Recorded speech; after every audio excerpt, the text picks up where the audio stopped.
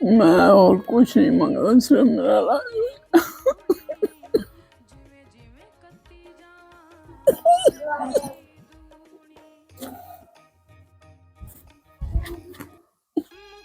हौसला रखो, हौसला रखो, हो जाएगा थोड़ा इलाज इंशाल्लाह। जी इंशाल्लाह इलाज हो जाएगा थोड़ा।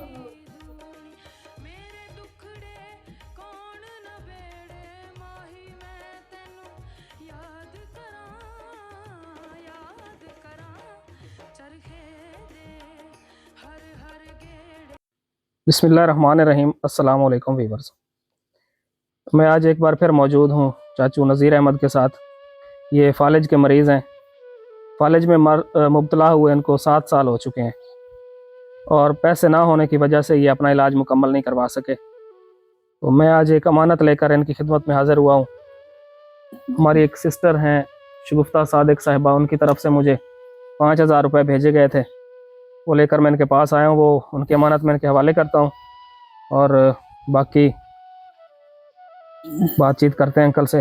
अस्सलाम वालेकुम। वालेकुम सलाम जी। ਤੁਹਾਡੀ ਇੱਕ ਬੇਟੀ ਨੇ ਸ਼ਗੁਫਤਾ ਸਾਦਿਕ ਸਾਹਿਬਾ, ਉਹਨਾਂ ਨੇ 5,000 ਰੁਪਏ ਭੇਜੇ ਨੇ ਤੁਹਾਡੇ ਵਾਸਤੇ। जी ਇਹ ਕਬੂਲ ਕਰੋ, ਉਹਨਾਂ ਵਾਸਤੇ ਦੁਆਵਾਂ ਕਰ ਦਿਓ। आमीन।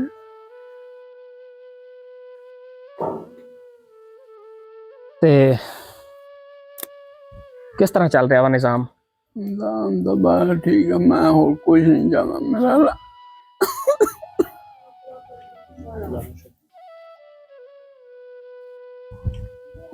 ਇਲਾਜ ਚਾਹੁੰਦੇ ਹੋ ਤੁਸੀਂ?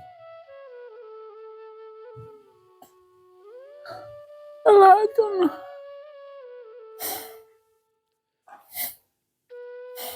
ਤੁਸੀਂ ਕੁਝ ਇਲਾਜ ਕਰਵਾਇਆ ਵੀ ਹੈ ਆਪਣਾ? बहुत कराया।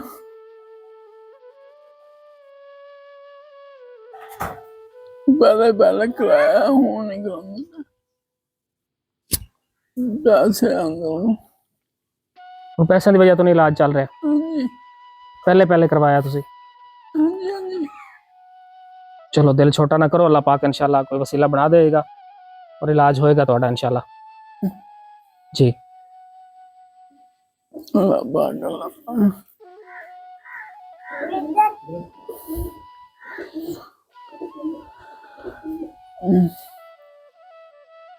मैं और कुछ नहीं मंगा, सिर्फ मेरा इलाज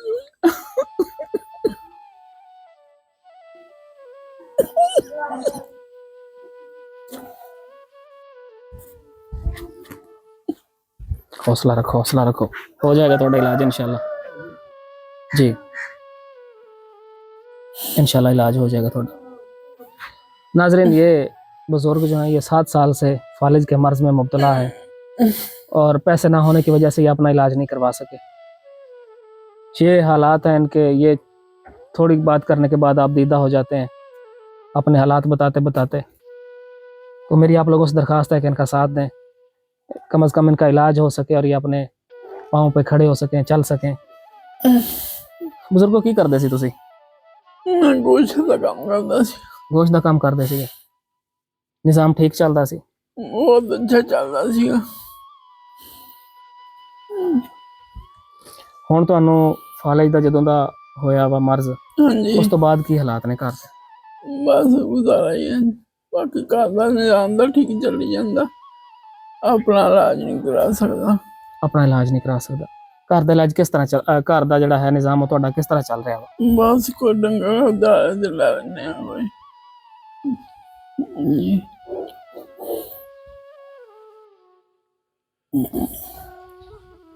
ਬੱਚੇ ਕਿੱਡੇ ਨੇ ਤੁਹਾਡੇ? बच्चा बड़ा बच्चा 13 साल का जो, ਜੀ बाकी वो तो छोटे हैं।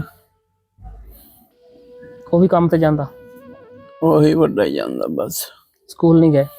स्कूल एक पढ़ता, अगे 2 पढ़ते सी, हुण एक पढ़दा कर गया। ਕਿਉਂ ਹਟਿਆ ਵਾ ਸਕੂਲੋਂ? बस कोई ये बनी ਜੀ वजह बन गई पैसे पूछा खर्चे तो। ਖਰਚੇ ਦੀ ਵਜ੍ਹਾ ਤੋਂ। जी ਹੁਣ ਤੁਸੀਂ ਕੀ ਆਖਣਾ ਚਾਹੁੰਦੇ ਹੋ? बस मैं तो और कुछ नहीं आता, मेरा कोई इलाज कर। सब्र करो बुजुर्ग, परेशान नहीं होना, इंशाल्लाह थोड़ा इलाज हो जाएगा इंशाल्लाह। ठीक है ना, परेशान नहीं होना।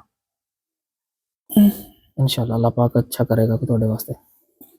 नाज़रीन, ये बार बार अपने इलाज की दरख्वास्त कर रहे हैं कि मुझे और कुछ नहीं चाहिए, घर का निज़ाम चल रहा है, बस इलाज चाहते हैं ये। इनके इलाज के लिए इनका साथ दें ताकि ये बुज़ुर्ग ठीक हो जाएं और अपने पाँव पे चल सकें। हौसला रखो बाबा जी, सब ठीक हो जाएगा इंशाल्लाह। अल्लाह जी इंशाल्लाह। अल्लाह